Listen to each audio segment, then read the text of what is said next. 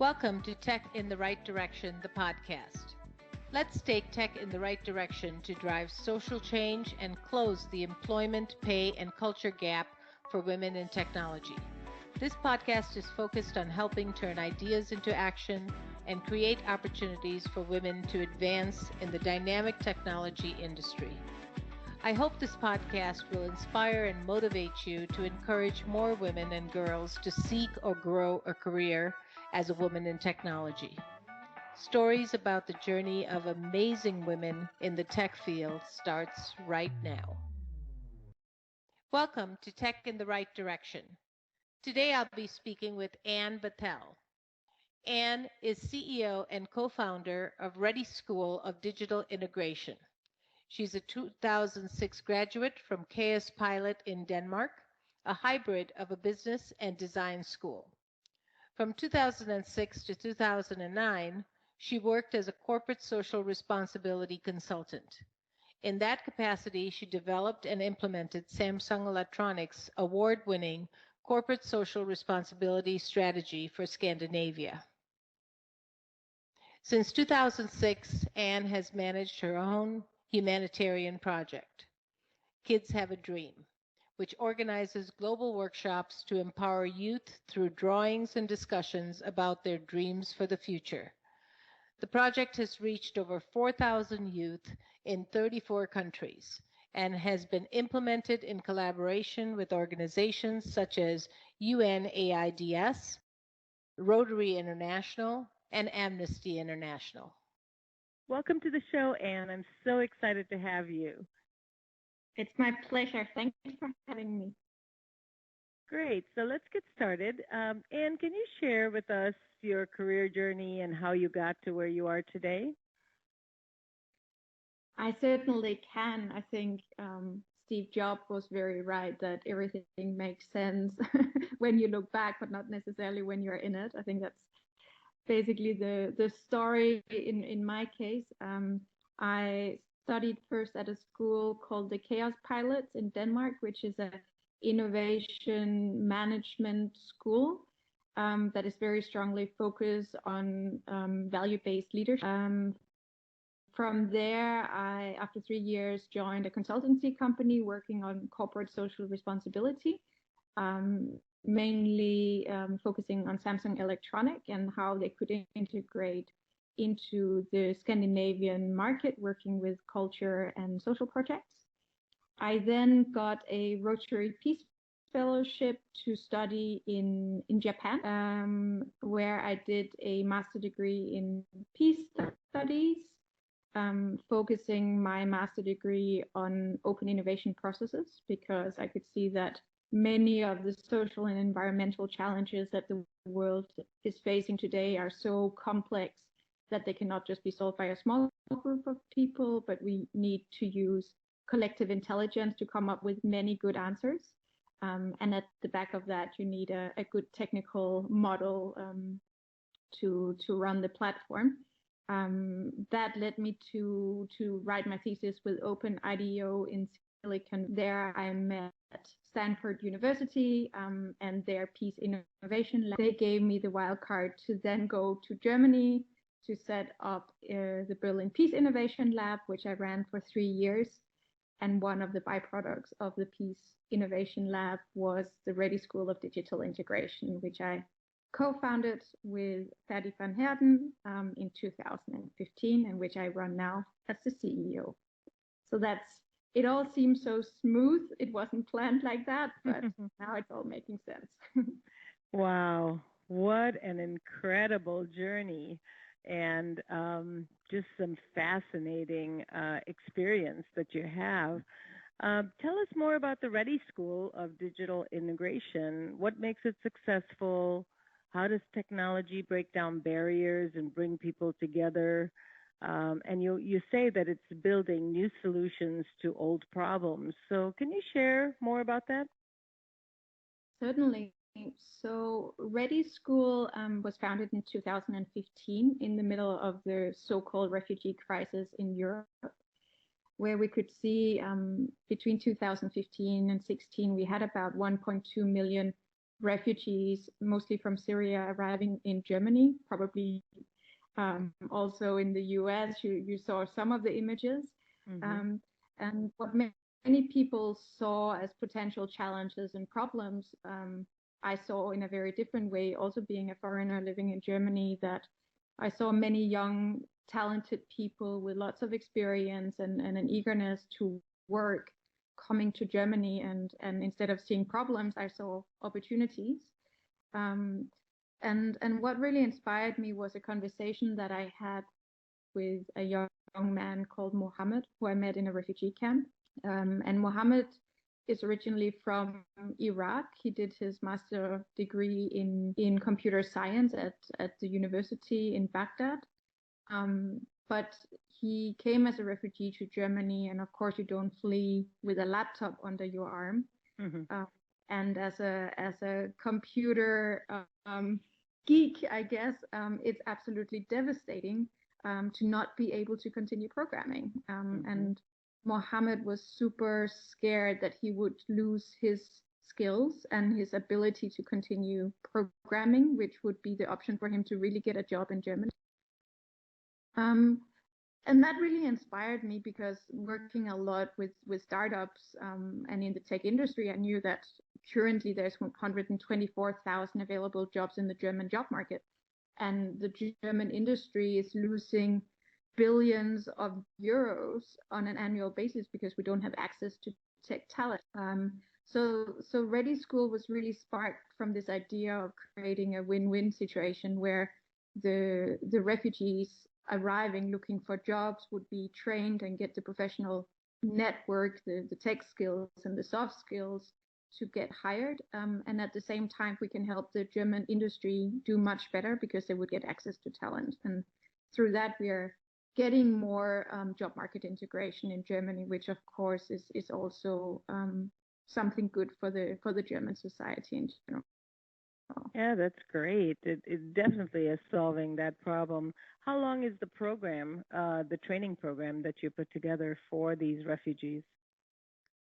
So ReDI School, you can basically explain as being 3 different pillars. So we have a kids program, we have a digital literacy program, and we have we call it the digital career program. So we're teaching 3 different groups of people. The kids and the youth, I guess they're self-explanatory. Mm-hmm. The digital literacy program is predominantly women, but also a lot of relatively young migrants, especially from sub-Saharan Africa, so being Eritrea, South Sudan, Somalia, etc. And in the high-end tech program, we are teaching 5 different disciplines. So there's a track, for instance, for web development. There's a track for data sciences. There's a track teaching Salesforce. There's a track that is teaching IoT, so Internet of Things. Mm-hmm. And these are kind of 3 different levels. So there's one for beginner, intermediate, and advanced. And every course are 4 months, and a combination of technical training and soft skills training. And all students are working on their projects all along that they will then present on the last day, which we call demo day. So yeah, a program in itself is 4 months, but many of our students take several courses after each other in order to build the skills necessary to get a job or paid internship in Germany. And then what does your placement rate look like? So what percentage of the refugees will get a job in Germany? So we are asking our alumni every 6 months what they're doing. And in the last survey, we could see that 75% of our former students were in jobs.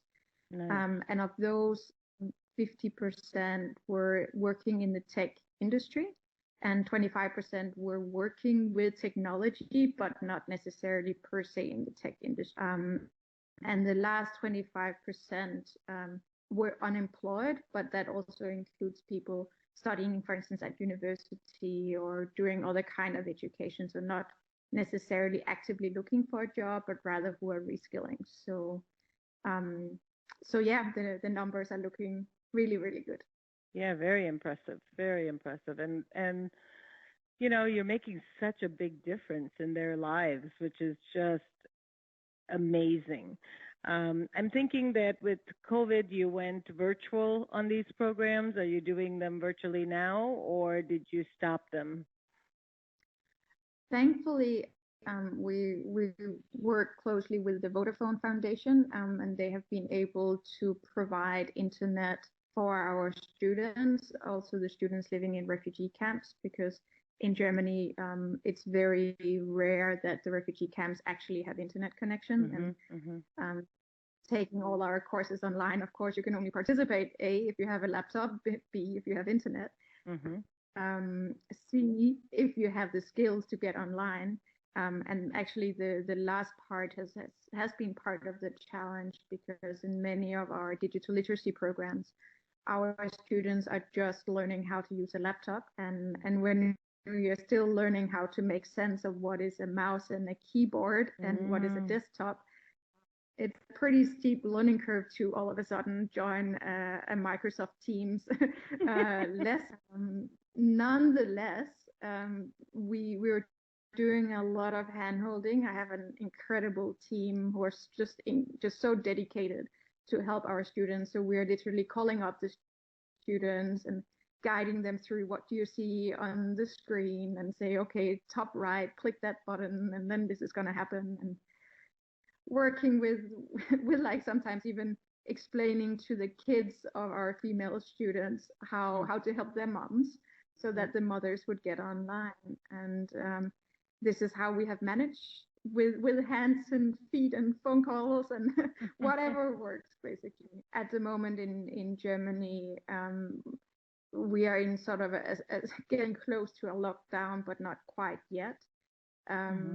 So at the moment, when possible, we're still teaching in person, because it's just much more effective. It's a better learning experience for our students who otherwise can't participate at the same level.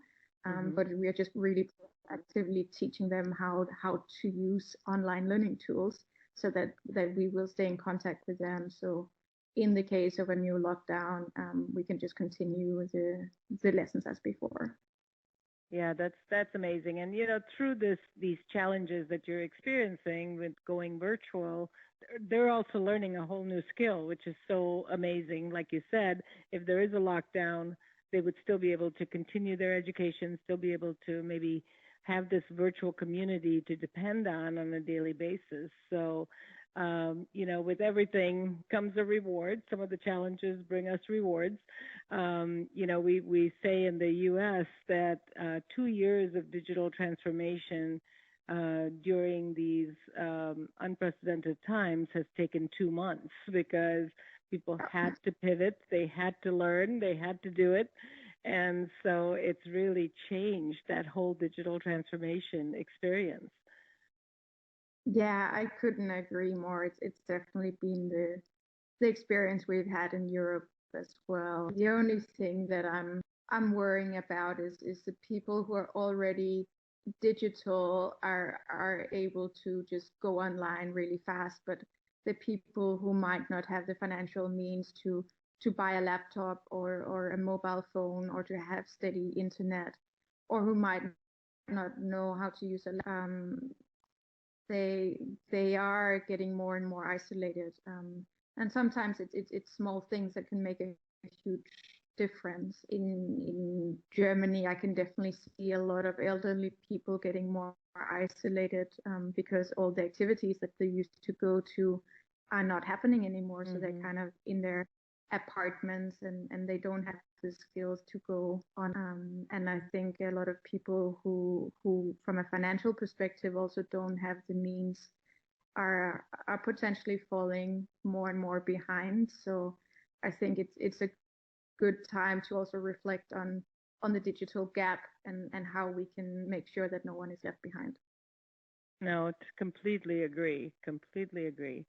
So in 2018, you won the Victress Award for Outstanding Female Leadership. I'm not surprised. You're just amazing in all the good work you're doing. What are some leadership best practices that you can share with our listeners, that can just learn from your journey? Oh, there's a lot of things I have learned along the way. I think the most important leadership principle for me is always the idea of co-creation.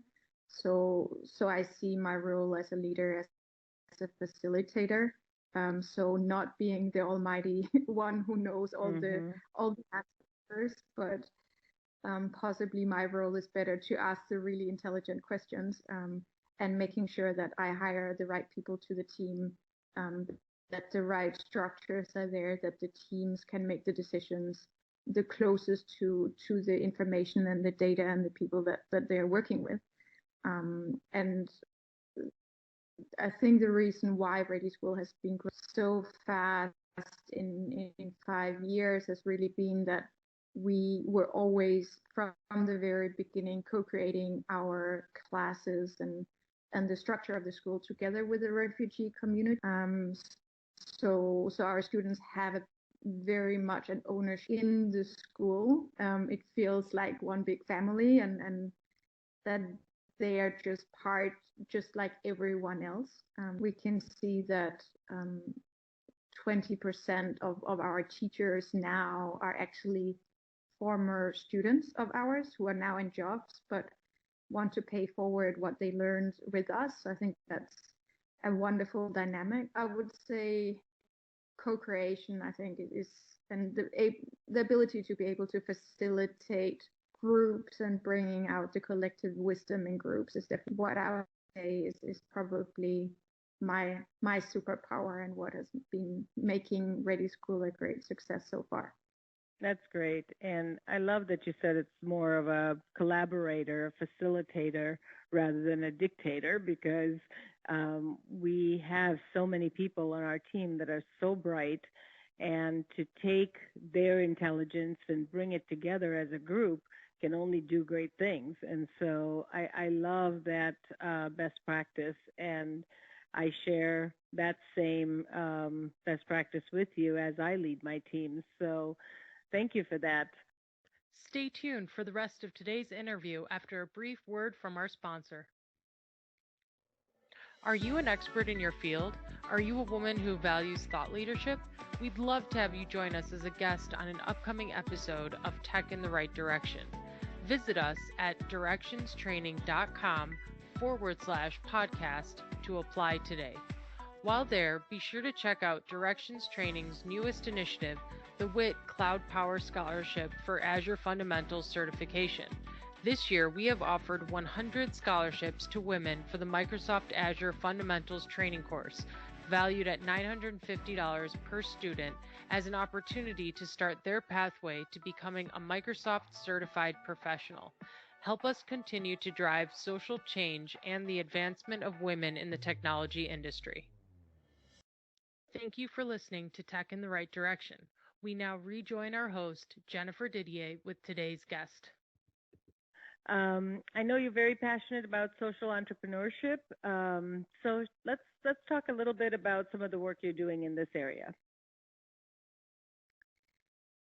Yeah, so I guess I've been a social entrepreneur since I was a teenager, starting my projects. I guess when I was 12, really, and then the projects just tended to get bigger and bigger, and eventually you realize you need an organization and you need to pay staff and all of that. So you need a structure.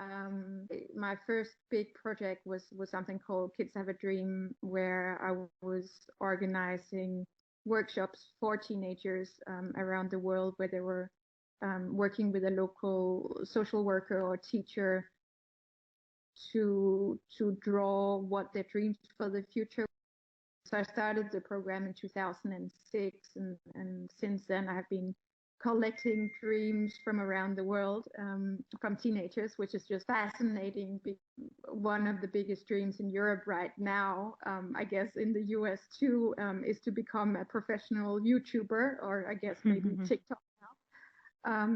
And in 2006, when I started the project, that was just the very beginning of YouTube.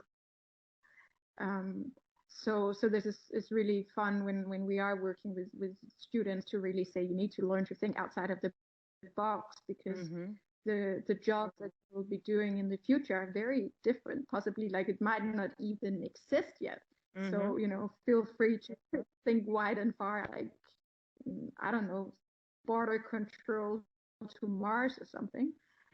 So this is something that I've been doing for a long time, but the challenge with Kids Have a Dream was that I was never really able to find a business model that could even just support myself. So I was always consulting, doing other projects on the side as a freelancer to kind of make enough money to pay the rent. So I could be doing social projects, and now with ReDI School, I've got a staff of 48 people. Wow. So things have changed. But I think that has made me really passionate to say, okay, it's great to have social impact, and you can make wonderful projects, but if you're not able to sustain yourself as a minimum, but ideally to have a functioning business model that you can pay staff so that you can scale your project, then we're going to have a challenge. So this is something that I'm still passionate about. I mean, ReDI is going well, but we have 3 times as many applicants as we have spots. And that is only a matter of finances. If we were getting support from the German government, which we are not, we would be able to take in more students, or if there was more support on a municipality level, say in Hamburg, we could scale the school to Hamburg, but the cost per student per semester at ReDI School is €1,000 to basically pay for the teachers, the laptops, the school, all the support. So this is something that is still a big challenge for me, is to understand how can we make it easier for social enterprises to scale. I think the European market is still quite different from the US market. We don't have as much philanthropy in Europe as in the US. In Europe, education and the whole social sector is very supported by the social welfare system, but it's also very bureaucratic. So it doesn't necessarily, it's not easy for social entrepreneurs to work with the government and get support through them. There's still a lot of work to be done. Now, how do you support ReDI School today? How do you get funding for that today? We have really good partners. So actually a lot of the US-based companies, so Microsoft is a great funder. Facebook is there. The Coca-Cola Foundation, for instance, is supporting our women. I think we have at the moment about 10 large funders that are supporting us. Some come in because they're looking for talent, so it's basically part of their recruiting pipeline in order to get the best of our students to start working for the company. In the case of foundations, it's of course charity, doing the right thing, making sure that there's a more just access to education. We also work in Munich on a municipality level, so we have a fantastic partnership with the city of where they pay for 5 of my employees in Munich. And in return, we need to teach at least 50 students per year. That is a model that I would love to scale, because it gives us the flexibility to adjust the program every semester based on the feedback that we're getting from the students. And as we know, the tech industry is moving so fast that we need to change the curricula of what we are teaching every semester to stay on top of things.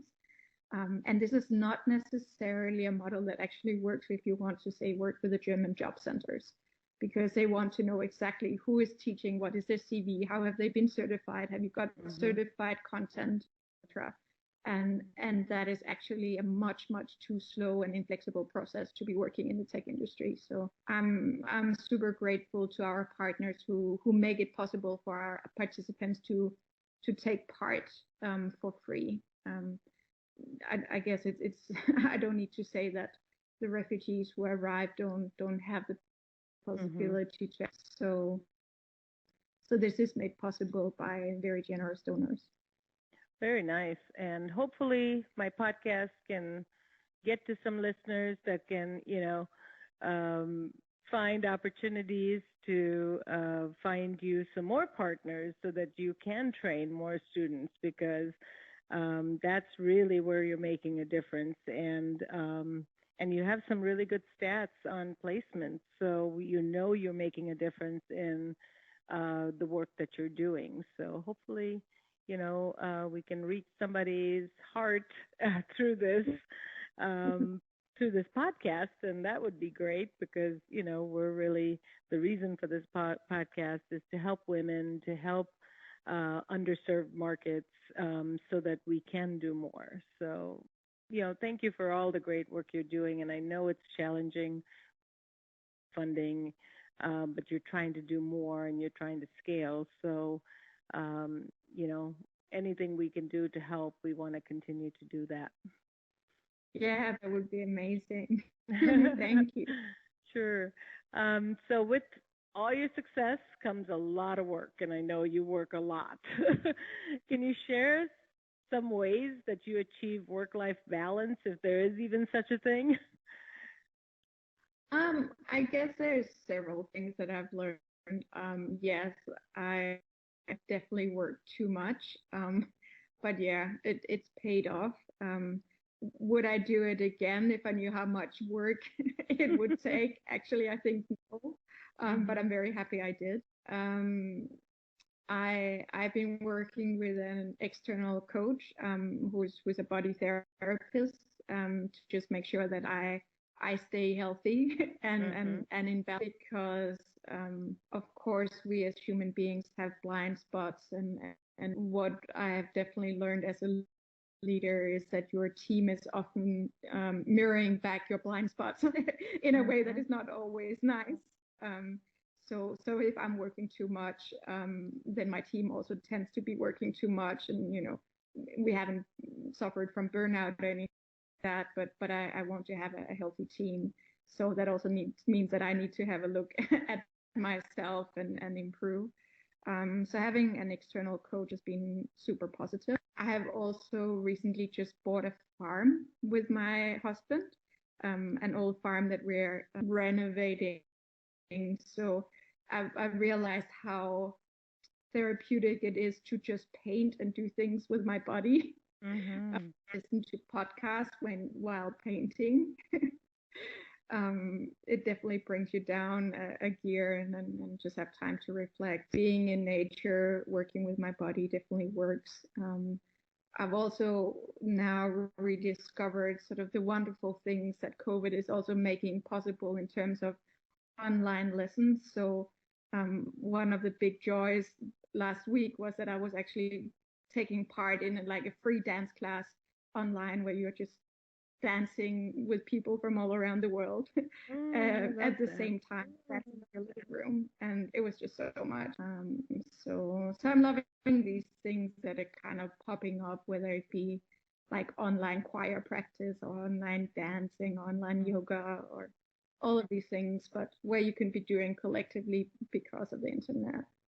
Those are great ideas. Definitely immerse yourself in other things besides work to, get your mind off of it, and then you're fresher at work to do a better job.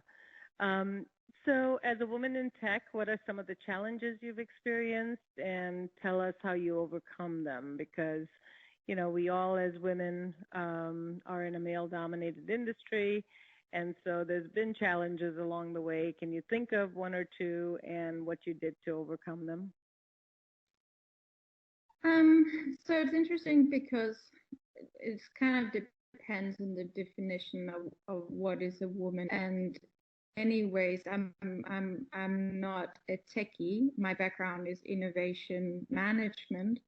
So although I'm very immersed in the tech sector, I wouldn't actually consider myself a techie, and therefore I have been spared a lot of the challenges that women who can code are experiencing in the job market.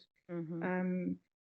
So I think it's important to kind of differentiate, and I know the challenges of some of these women, but by not being a techie, I think I haven't really experienced that, to be honest. Mm-hmm. I'm super blessed also because I have a husband who started a female accelerator to get more women into starting up companies. Nice. And there I know from a lot of the women that I mentor in the accelerator that talking to VCs, and I would rather consider myself a founder than a techie, but I think in Germany we also only have 16% female founders, and one of the challenges is because female founders tend to get less funding from VCs. Mm-hmm. But I have been spared that experience because I run a nonprofit, and Mm-hmm. no VCs would get any a nonprofit because they wouldn't get their money back. So I haven't experienced that either. So my life has been blessed in many ways. The biggest challenges that I'm facing, but I think it's not depending on my gender, is working with the bureaucracy in Mm-hmm. Germany. Of course, it's hard for anyone, but I'm nation my passport, so I'm a foreigner to Germany, and just trying to understand the German bureaucracy and communicating in the right way is what I'm finding difficult, and Mm-hmm. that is not to blame German bureaucracy. It's rather just to state the matter of fact that it's taking time always for foreigners to understand the system and be part of the system, to learn the language, etc. Mm-hmm. So I would say I don't know, I've been blessed in many ways, but I also believe that, like, I guess it was Spider-Man's grandma saying, with great powers comes great responsibility, and Mm-hmm. I think in many ways, being raised in Scandinavia, I realized I've been born into the world with a silver spoon in my mouth. I have experienced little challenges, but I better make the best use of that. And I very strongly feel a responsibility to make sure that the fortune I have just been happy and lucky to be born into, I need to make the best out of that. So That's I know great. I'm not directly answering the question, but Yeah, no, that's great. lucky. You have different challenges with the bureaucracy, and different challenges in adapting into a country where you're still learning and navigating through. So, totally understand. This has been so great, Anne. You are just an inspiration to all women. I'm just so inspired and motivated to do more after talking to you. So, in closing, what advice would you give to a woman considering a career in the tech industry?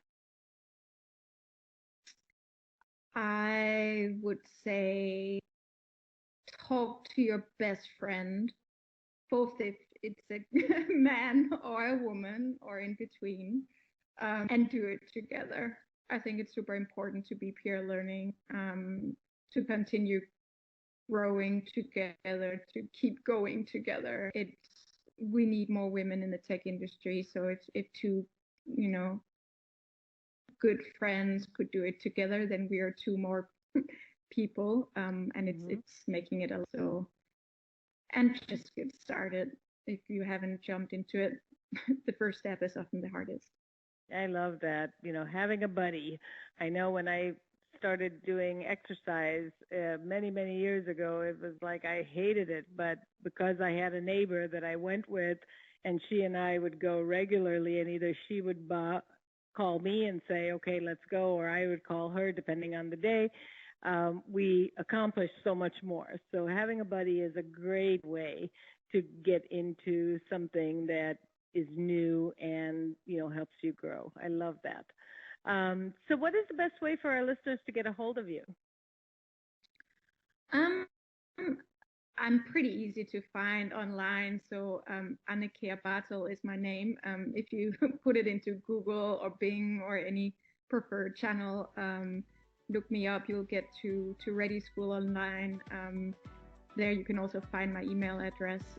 It's very easy. It's Anne at ReDI, ReDI-school.org. So feel free to reach out. Always super happy to talk to people. I'm on LinkedIn as well, so finding me shouldn't be a problem. Perfect. Well, thank you, Anne. It was a pleasure and an honor to have you as a guest on the show, and let's keep in touch. Thank you very much for the interest. Thank you for listening to Tech in the Right Direction. Please take a minute to subscribe or follow so that you never miss an episode. Also, don't forget to like, share, and comment. Thank you. See you next week. From IT skill enhancements to end-user adoption training, Directions Training is your resource to help optimize the effectiveness of your technology investments. Over 500,000 students have taken advantage of our wide selection of technology and business training solutions covering the most popular applications today, such as Microsoft 365, Azure, Windows 10, and more. As a podcast listener, we invite you to take advantage of an exclusive offer. Receive 30 days of free access to our Microsoft official curriculum on-demand courses for IT professionals or end users. Visit us at www.directionstraining.com/podcast to claim this offer today. Hurry, this offer is only available for a limited time. Success is a journey. Ask for directions.